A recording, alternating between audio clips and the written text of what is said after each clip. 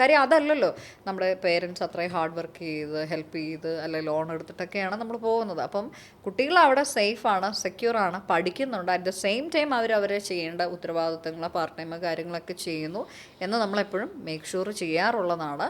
പെൺകുട്ടികളുടെ കേസിലും പേരൻസ് പേടിക്കേണ്ട യാതൊരു കാര്യവുമില്ല. വളരെ സേഫായിട്ടുള്ള ഒരു കൺട്രിയാണ്. സേഫ്റ്റിക്കൊന്നും ഒരു വിഷയങ്ങളുമില്ല. യൂണിവേഴ്സിറ്റിക്കൊക്കെ തന്നെയും ഹോസ്റ്റൽസ് ഉണ്ട്. ഇപ്പം നമ്മൾ നേരത്തെ ബുക്ക് ചെയ്യുക. ഇൻ കേസ് ലേറ്റ് ആയിട്ടാണ് വരുന്നത് എന്നുണ്ടെങ്കിൽ പുറത്ത് അക്കോമഡേഷൻ എടുക്കാനാണെങ്കിലും കുട്ടികൾ 2-3 പേര് കൂടി ചേർന്നാണ് അവരെടുക്കുന്നത്. പിന്നെ കുക്കിങ്ങിൻ്റെ കേസൊക്കെയാണ്, പെൺകുട്ടികളുടെ കേസായാലും ആൺകുട്ടികളുടെ കേസായാലും പേരൻസിനൊരു കൺഫ്യൂഷനാണ്. സെൽഫായിട്ട് നമ്മൾ കുക്ക് ചെയ്ത് ഫുഡ് കഴിക്കുക എന്നുള്ളതാണ്. അല്ലെങ്കിൽ ഭയങ്കര എക്സ്പെൻസാണ് പുറത്തുനിന്നൊക്കെ. ഡോക്ടർ, ഒരു കുസൃതി ചോദ്യം. അതായത് ഡോക്ടറിനെ ഇപ്പം ഏജ് റിവൈസ് ചെയ്ത് 12ാം ക്ലാസ്സിലെത്തി. ഡോക്ടർ ഏതൊരു കൺട്രി പോയി പഠിക്കും? ഞാൻ ലിത്വാനിയ ചൂസ് ചെയ്യും. വൈ? ഭയങ്കര ശാന്തം. Compare to Canada, Australia, New Zealand. ഭയങ്കര ഇത് ഞങ്ങളുടെ ബിസിനസിനെ ബാധിക്കുന്ന കാര്യമാണ്. അല്ല, സോറി കേട്ടോ, ഞാൻ അങ്ങനെ ഉദ്ദേശിച്ച് പറഞ്ഞല്ലോ രോഹിത്. ഒന്ന്, യൂറോപ്യൻ യൂണിയനാണ്. ലിവിങ് കോസ്റ്റ് എന്ന് പറഞ്ഞാൽ ഞാനൊക്കെ ഫുഡ് തനിയെ കുക്ക് ചെയ്ത് കഴിക്കുന്ന ആളുകൾ, അല്ലാതെ പുറത്ത് പോയിട്ട് എപ്പോഴും കഴിക്കുന്ന അങ്ങനത്തെ സിസ്റ്റം ഒന്നുമില്ല. പിന്നെ ഹോസ്റ്റലിലാണ് ഞാൻ താമസിക്കുകയുള്ളൂ. ഞാൻ +2 കഴിഞ്ഞിട്ട് നിൽക്കുകയാണ്, അല്ലേ? അതല്ലേ പുരോഹിതം. ഞാൻ ഹോസ്റ്റലിൽ താമസിക്കുകയുള്ളൂ. കാര്യം ഇഷ്ടം പോലെ ഇൻ്റർനാഷണൽ ഫ്രണ്ട്സ് ഉണ്ട്. നമുക്ക് എപ്പോൾ വേണമെങ്കിലും പോയി കുക്ക് ചെയ്യാം, എപ്പോൾ വേണമെങ്കിലും ഉറങ്ങാം, അങ്ങനത്തെ ഒരു സിസ്റ്റമാണ്. 10 മണിക്ക് ശേഷം ഒച്ചയും ബഹളമൊന്നും വെക്കരുത് കേട്ടോ. വഴക്കാളെ പിള്ളേരാകാൻ പാടൊന്നുമില്ല. നമ്മുടെ പിള്ളേർ 10 മണി കഴിഞ്ഞാൽ അതെ അതെ, അത് ആ സിസ്റ്റം അവിടെ നടക്കത്തില്ല. പിന്നെ സ്കോളർഷിപ്പ് എന്ന് പറഞ്ഞുകൊണ്ട് ഇങ്ങനെ നിൽക്കുന്ന ആളാണ് ഞാൻ. അപ്പോൾ അതിന് വേണ്ട എല്ലാ പരിശ്രമങ്ങളും ചെയ്യും. അതെ. പിന്നെ എല്ലാ ഓർഗനൈസേഷൻസ്, ഇഷ്ടം പോലെ ഓർഗനൈസേഷനാണ്. Erasmus student network, red cross ഉണ്ട്, അതുകൂടാതെ തന്നെ നമ്മളുടെ ഫാക്കൽറ്റി ഓർഗനൈസേഷൻസ് ഉണ്ട്. ഇതിനൊക്കെ ഇഷ്ടംപോലെ ട്രിപ്പിംഗ് പരിപാടിയാണ്. ട്രിപ്പിംഗ് ഇൻ ദ സെൻസ് പല പല സ്ഥലങ്ങളിൽ യാത്ര, അവിടെ ക്യാമ്പ് അടിക്കുക, ടെൻറ്റ് അടിക്കുക. അപ്പോൾ ഇതിനോടൊക്കെ എനിക്ക് ഭയങ്കര ഇഷ്ടമുള്ള കൂട്ടത്തിലാണ്. നേച്ചർ, അങ്ങനത്തെ സംഭവങ്ങളൊക്കെ ഭയങ്കര താല്പര്യമാണ്. പിന്നെ എപ്പോഴും ഇങ്ങനെ ചാറ്റർ ബോക്സ് ആളുകളോട് സംസാരിച്ച് നടക്കുന്നു, പുതിയ ആളുകളെ കാണുന്നു, കോൺഫറൻസ്, സെമിനാഴ്സ്, ഇൻറ്റേൺഷിപ്പ് ചെയ്തിട്ടുണ്ട്. അപ്പോൾ എന്നെ അങ്ങനെ കൊണ്ടിടുകയാണെങ്കിൽ ഞാൻ ലിത്വാനിയ ചൂസ് ചെയ്യുള്ളൂ. നമ്മളെപ്പോലെ എന്താ പറയുക, ട്രഡീഷണൽ ആയിട്ടുള്ള ആളുകളാണ് അവിടെ. പക്ഷേ അവിടുത്തെ ആളുകളെ സംബന്ധിച്ച് നോക്കുമ്പോഴത്തേക്കും പുതിയ കമ്മ്യൂണിറ്റി അല്ലെങ്കിൽ പുതിയൊരു കൾച്ചറുകാരെ വരുമ്പോഴത്തേക്കും അവർക്ക് ഭയങ്കര താല്പര്യം. അവരെ സംബന്ധിച്ച് ഇന്ത്യക്കാരെന്ന് പറഞ്ഞു കഴിഞ്ഞാൽ വലിയ കാര്യമാണ്. ഇപ്പം നമ്മുടെ സ്റ്റുഡൻസ് ഈ പറയുന്ന പോലെ റേസിസം ഇങ്ങനത്തെ പ്രശ്നങ്ങളൊന്നും സോഫാർ അങ്ങനെ ഫേസ് ചെയ്തിട്ടില്ല.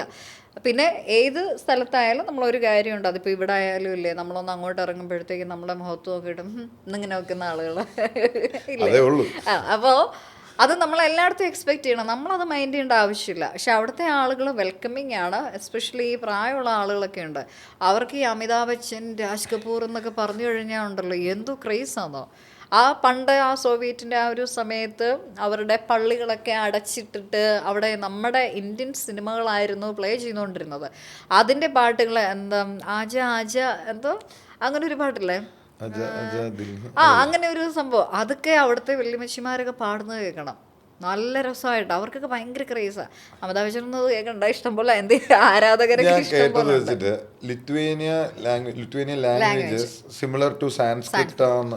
സത്യമല്ലേ? അല്ലല്ല, ബ്ലഫിംഗ് ഒന്നുമില്ല. ഏതാണ്ട് 10,000-ൽ കൂടുതൽ വാക്കുകൾ സിമിലർ ആണ്. ഫോർ എക്സാമ്പിൾ, നമ്മളെ നഖം അല്ലേ, അവിടെ നഖ എന്നാ പറയുന്നത്. നഖ, ശാഖ, ബ്രാഞ്ചസ് അല്ലേ, ശാഖ എന്ന് തന്നെ അവർ പറയുന്നത്. വീരന്മാര്, ഇവിടെ നമ്മളെ വീരന്മാരെന്ന് പറയത്തില്ല, അവിടെ വീരാസ് എന്ന് പറയുന്നത്. വീരാസ് എന്ന് പറഞ്ഞാൽ മെയില്, മനസ്സിലായോ? പിന്നെ അത് വേണ്ട. കാര്യം നമ്മൾ PR എടുക്കുന്ന ഇതിന്റെ ഭാഗമായിട്ടേ 5 വർഷം കണ്ടിന്യൂസ് ആയിട്ട് നമ്മൾ ലിത്വാനിയയിൽ താമസിക്കണം. അപ്പം നമ്മളുടെ സ്റ്റുഡൻസിനുള്ള ലിത്വേനിയയിലേക്ക് പോകാനായിട്ട് അല്ലെങ്കിൽ യൂറോപ്പിൽ PR എടുക്കണമെന്ന് ആഗ്രഹിക്കുന്ന കുട്ടികളൊക്കെയും ശ്രദ്ധിക്കേണ്ട ഒരു കാര്യമുണ്ട്. നിങ്ങൾ ഇവിടുന്ന് പോകുമ്പോഴേ നിങ്ങൾക്ക് 2 വർഷത്തെ TRP കിട്ടുന്നത്. പണ്ട് അങ്ങനെ അല്ലായിരുന്നു, വിസയായിരുന്നു. 1 വർഷം വിസയിൽ കിട്ടി, 1 വർഷം വേസ്റ്റ് ആയിപ്പോയി. പക്ഷെ ഇപ്പം അങ്ങനല്ല, നിങ്ങൾ ഇവിടുന്ന് പോകുമ്പോഴേ TRP. അപ്പോൾ 5 വർഷം കണ്ടിന്യൂസ് ആയിട്ട് ടെമ്പററി റെസിഡൻസ് പെർമിറ്റിൽ നിന്നെങ്കിൽ മാത്രമേ നിങ്ങൾക്ക് PR അപ്ലൈ ചെയ്യാനുള്ള എലിജിബിലിറ്റി ഉള്ളൂ. ഇപ്പോൾ UK ഒക്കെ കണ്ടില്ലേ 10 വർഷം നിൽക്കണം.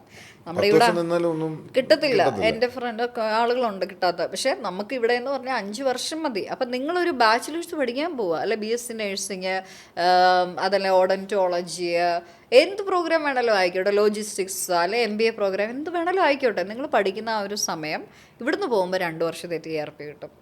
അപ്പോൾ 2ആയി. അവിടെ ചെന്നിട്ട് നമ്മളിത് എക്സ്റ്റെൻഡ് ചെയ്യും.